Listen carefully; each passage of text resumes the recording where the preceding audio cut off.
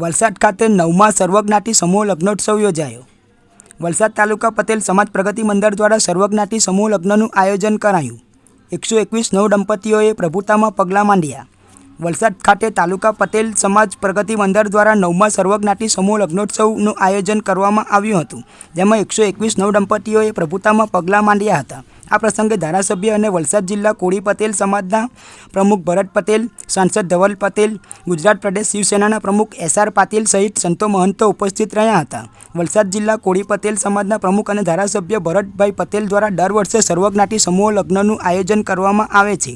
ગતરોજ વલસાડ ખાતે 9મા સર્વજ્ઞાતિ સમૂહ લગ્નોત્સવનું આયોજન કરવામાં આવ્યું હતું। આ સમૂહ લગ્નોત્સવમાં 121 જેટલા નવદંપતીઓએ એક જ મંડપ નીચે પ્રભુતામાં પગલાં માંડ્યા હતા।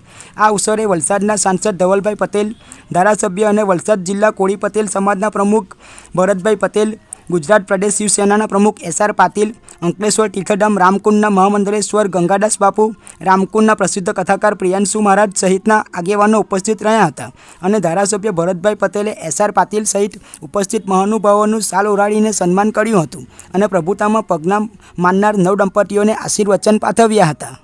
સાંસદ એવા શ્રી ધવલભાઈ પટેલે પણ આ કાર્યક્રમની અંદર હાજર રહી અને એમણે જે હાજરી આપી છે એ બદલ એમને પણ હું સન્માનિત કરું છું। સાથે પૂર્વ મંત્રી અને કપરાડાના ધારાસભ્ય શ્રી જીતુભાઈ, ધરમપુરના લોકપ્રિય